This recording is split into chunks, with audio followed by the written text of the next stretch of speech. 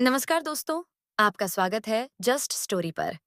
आज हम लाए हैं एक रहस्यमयी कहानी, सदियों का राज। एक ऐसा महल, तीन दरवाजे और उनके पीछे छुपे जीवन के गहरे सबक। क्या आरिफ इस रहस्य को सुलझा पाया? जानने के लिए जुड़े रहिए। रात का तीसरा पहर था। आसमान में चांद अपनी आधी रोशनी बिखेर रहा था। घना जंगल और उसमें से आती रहस्यमयी आवाजें। उस सन्नाटे में एक काली परछाई धीमे कदमों से एक उजड़े हुए महल की ओर बढ़ रही थी। यह महल, जिसे अनाहतगढ़ कहते थे, एक समय राजाओं की शान और शौकत का प्रतीक था, पर अब उसकी दीवारें खंडहर में बदल चुकी थीं। वहां के गांव वाले कहते थे कि इस महल में सदियों पुराना एक राज छुपा है, लेकिन आज तक कोई इसे जान नहीं सका। जिसने भी कोशिश की, वह वापस नहीं लौटा। अनाहतगढ़ के महल के पास बसे छोटे से गांव नूराबाद में एक गरीब किसान का बेटा आरिफ अपनी माँ के साथ रहता था। आरिफ को सपने में बार बार वही महल दिखाई देता था। एक दिन उसकी माँ ने कहा, बेटा, उस महल के बारे में सोचना भी मत। लोग कहते हैं कि वहां जिन्हों का बसेरा है।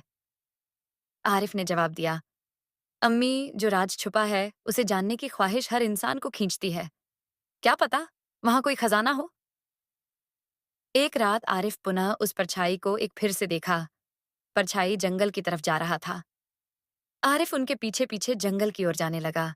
रास्ते में उसकी मुलाकात एक साधु से हुई। साधु ने उसे चेतावनी दी, बेटा, जो चीज दिखती है वह हमेशा वैसी नहीं होती। महल की परछाई तुम्हारी किस्मत तो बदल सकती है, लेकिन इसकी कीमत तुम्हें चुकानी पड़ेगी। आरिफ ने साधु की बातों को नजरअंदाज किया और महल की ओर बढ़ गया। महल के दरवाजे पर पहुंचते ही उसे अजीब सी आवाज सुनाई दी, जैसे कोई उसे पुकार रहा हो। रात के गहरे सन्नाटे में केवल झिंगुरों की आवाज सुनाई दे रही थी। आसमान में चांद बादलों के पीछे से झांक रहा था। घना जंगल और उसकी रहस्यमयी छाया आरिफ को हर कदम पर चुनौती दे रही थी। लेकिन उसके दिल में अजीब सा आकर्षण था। उसे पता था कि अनाहतगढ़ का महल किसी आम जगह की तरह नहीं है। वहां कुछ ऐसा छुपा है जो सदियों से इंसान को अपनी ओर खींचता आया है। जब आरिफ महल के भीतर पहुंचा, तो उसने तीन दरवाजे देखे। हर दरवाजा उसे एक अलग दुनिया की ओर ले जाने वाला था। पहले दरवाजे पर लिखा था, जिसे देख सको वह सच नहीं, जो छुपा है वह ही सत्य है। आरिफ ने गहरी सांस ली और दरवाजा खोला। वह अचानक एक बड़े और खूबसूरत शहर में पहुंच गया। ये शहर अपनी भव्यता और चमक के लिए जाना जाता था। हर तरफ ऊंचे महल, बड़ी बड़ी दुकानें और अमीर लोगों का शोर था। लेकिन इस चमक धमक के बीच शहर के एक कोने में एक झुग्गी बस्ती थी। वहां के लोग गरीब, भूखे और जीवन के संघर्ष से जूझ रहे थे। आरिफ ने देखा कि एक लड़की, जैनब, अपनी माँ के साथ झोपड़ी में रहती थी। जैनब पढ़ने में होशियार थी, लेकिन उसे स्कूल जाने की इजाजत नहीं थी। एक दिन शहर के एक अमीर व्यापारी का बेटा उसके मोहल्ले में आया। उसकी गाड़ी ने जैनब के पिता को कुचल दिया, लेकिन व्यापारी ने अपनी ताकत और पैसे के बल पर इसे दबा दिया। जैनब ने हिम्मत नहीं हारी। उसने शहर के न्यायालय में जाकर शिकायत दर्ज कराई, लेकिन हर कोई उसकी बात को अनसुना कर रहा था। एक बूढ़ा आदमी जो उसी बस्ती में रहता था ने जैनब से कहा, बेटी, सत्य को हमेशा देखने के लिए आंखों की जरूरत नहीं होती, उसे महसूस करना पड़ता है। यह शब्द जैनब के दिल में घर कर गए। उसने कागज पर अपने पिता की कहानी लिखी और उसे शहर के चौक पर चिपका दिया। धीरे धीरे लोग इकट्ठा होने लगे। अमीर व्यापारी की सच्चाई सबके सामने आ गई।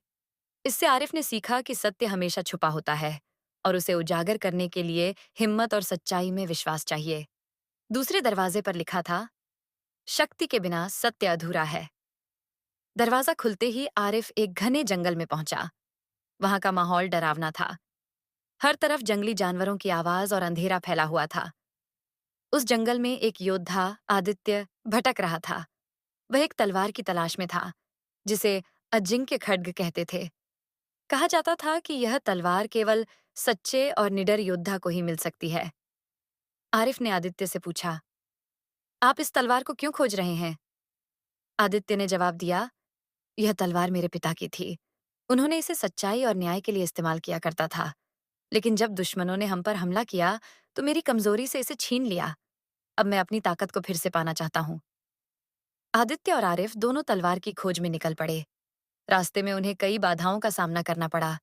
जंगली जानवर, भूख और डरावने अंधेरे। आखिरकार उन्होंने एक गुफा में तलवार को पाया, लेकिन तलवार के पास एक बड़ा सांप बैठा था। आदित्य ने तलवार पाने की कोशिश की, लेकिन सांप ने उसे काटने की कोशिश की। तभी आरिफ ने कहा, ताकत केवल बाहुबल में नहीं, बल्कि आत्मबल और धैर्य में है। आरिफ ने सांप को शांत किया और तलवार को आदित्य को सौंप दिया।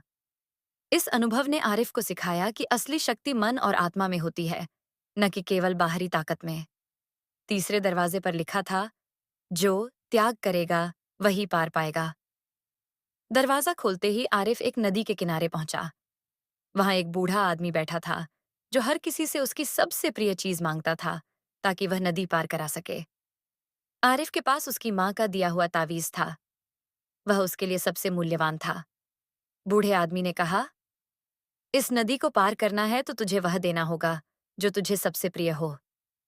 आरिफ पहले हिचकिचाया, लेकिन उसे अपनी माँ की सीख याद आई, जिसे तू सबसे ज्यादा प्यार करता है उसे दूसरों के लिए त्याग कर, तभी तुझे असली खुशी मिलेगी। आरिफ ने अपना तावीज बूढ़े आदमी को दे दिया। नदी पार करते ही उसने पाया कि वह फिर से महल के मुख्य कक्ष में वापस आ गया था। आरिफ जब तीनों दरवाजों की यात्राएं पूरी करके महल के मुख्य कक्ष में पहुंचा, तो वहां पहले जैसा सन्नाटा था। उस सन्नाटे के बीच एक धीमी, गंभीर आवाज गूंजी। यह आवाज साधु की थी, जो वहां एक चमचमाते सिंहासन पर बैठा था। उसकी आंखों में ज्ञान का तेज और चेहरे पर वर्षों का अनुभव झलक रहा था। साधु ने मुस्कुराते हुए आरिफ से कहा, बेटा आरिफ, तूने 3 दरवाजों के पीछे छुपे 3 जीवन मार्गों को पार किया है, लेकिन क्या तू समझ पाया कि इन सब का उद्देश्य क्या था? आरिफ चुप रहा। उसकी आंखों में सवाल थे, लेकिन शब्द नहीं मिल रहे थे। साधु ने धीमे स्वर में कहा, सत्य, शक्ति और त्याग, ये केवल शब्द नहीं, बल्कि जीवन की 3 महान शक्तियां हैं। ये ऐसी शक्तियां हैं जिनके बिना कोई भी इंसान अपने जीवन की वास्तविकता को नहीं समझ सकता। अब मैं तुझे इसे गहराई से समझाता हूं। साधु ने अपना पहला उपदेश आरिफ को दिया। सत्य वह है जो हमेशा स्थिर रहता है, चाहे परिस्थितियां कैसी भी हों। सत्य वह दीपक है जो अंधकार में भी मार्ग दिखाता है। पहले दरवाजे पर जो जैनब की कहानी थी, वह केवल उसकी नहीं थी। वह हर उस इंसान की कहानी है जो अन्याय के खिलाफ खड़ा होता है। सत्य को उजागर करना आसान नहीं है, क्योंकि सत्य के रास्ते में हमेशा डर, प्रलोभन और ताकतवर लोगों का विरोध खड़ा होता है। लेकिन याद रख, सत्य को कभी दबाया नहीं जा सकता। ये बर्फ के नीचे दबे पानी की तरह है, जो अंततः अपनी जगह बना ही लेता है। आरिफ ने सिर झुका लिया। उसे जैनब की हिम्मत याद आई, और यह एहसास हुआ कि सत्य को अपनाने में सबसे बड़ी ताकत अपने भीतर के डर को हराने में है। साधु ने फिर दूसरे दरवाजे की ओर इशारा करते हुए कहा, तूने देखा कि शक्ति का क्या महत्व है। आदित्य की यात्रा, उसकी तलवार की खोज केवल एक प्रतीक थी। तलवार असली ताकत नहीं है। असली ताकत तेरे भीतर है, तेरा आत्मबल, तेरा धैर्य और तेरा विश्वास। जिस तरह आदित्य ने सांप को लड़कर नहीं, बल्कि समझकर शांत किया, उसी तरह जीवन में भी शक्ति का उपयोग विनाश के लिए नहीं, बल्कि सृजन के लिए होना चाहिए। शक्ति केवल बाहुबल में नहीं होती, बल्कि अपने विचारों और कार्यों की सच्चाई में भी होती है। साधु ने कहा, शक्ति का सही अर्थ यह नहीं है कि तू दूसरों को दबाए, बल्कि यह है कि तू अपने डर, अपने अहंकार और अपनी कमजोरियों को हराए। अगर शक्ति का इस्तेमाल दूसरों की मदद करने और न्याय लाने के लिए होता है, तभी वह सार्थक है। साधु ने तीसरे दरवाजे की ओर इशारा करते हुए कहानी का जिक्र किया। आरिफ, जो तूने नदी पार करते समय अपने प्रिय तावीज का त्याग किया, वह केवल एक प्रतीक था। त्याग का मतलब यह नहीं है कि तू हर चीज से दूर भाग जाए, बल्कि इसका मतलब है कि तू अपने स्वार्थ और मोह को छोड़कर दूसरों के भले के लिए काम करे। त्याग वह अमृत है जो आत्मा को पवित्र करता है। जो त्याग करना जानता है, वही सच्चे अर्थों में आजाद है। साधु ने गहराई से कहा, त्याग कोई कमजोरी नहीं, बल्कि यह जीवन का सबसे बड़ा बल है। जब तू अपने प्रिय चीजों को दूसरों के लिए त्याग करता है, तो तुझे एक नई शक्ति मिलती है। यह शक्ति तुझे सत्य और शक्ति दोनों को अपनाने में मदद करती है। त्याग ही वह सेतु है जो तुझे अपनी इच्छाओं से परे ले जाकर आत्मज्ञान तक पहुंचाता है। साधु खड़ा हुआ। उसके शब्द जैसे सीधे आरिफ के दिल में उतर रहे थे। आरिफ, इन 3 दरवाजों ने तुझे जीवन की सबसे बड़ी सच्चाई सिखाई है। सत्य, शक्ति और त्याग केवल अलग-अलग गुण नहीं हैं। ये तीनों एक दूसरे से जुड़े हैं। सत्य को अपनाने के लिए शक्ति चाहिए और शक्ति को सही दिशा में इस्तेमाल करने के लिए त्याग चाहिए। ये तीनों मिलकर तुझे वह इंसान बनाते हैं जो न केवल खुद के लिए बल्कि समाज के लिए भी जीता है। साधु ने अपने अंतिम शब्दों में कहा, याद रख, जीवन एक महल है जिसमें हर इंसान को अपने दरवाजों को पार करना होता है। लेकिन इन दरवाजों के पार जाने के लिए तुझे सत्य, शक्ति और त्याग को अपनाना पड़ेगा। अगर तू इन तीनों को अपना ले तो तेरा जीवन महज एक अस्तित्व नहीं बल्कि एक प्रेरणा बन जाएगा। साधु के शब्दों ने आरिफ को झकझोर दिया। उसने महसूस किया कि उसकी यात्रा केवल महल तक सीमित नहीं थी, बल्कि यह उसके पूरे जीवन की यात्रा का प्रतिबिंब थी। उसने अपने दिल में इन तीनों शिक्षाओं को बसा लिया और वापस गांव लौट गया। वहां उसने इन शिक्षाओं के माध्यम से लोगों को जीने का सही मार्ग दिखाया। उसने अन्याय के खिलाफ लड़ाई लड़ी, कमजोरों को ताकत दी और अपने स्वार्थों को त्याग कर सबकी भलाई के लिए काम किया। आरिफ की कहानी सुनने के बाद गांव के लोग भी सत्य, शक्ति और त्याग को अपनाने लगे। वह महज एक इंसान नहीं बल्कि एक जीती जागती प्रेरणा बन गया।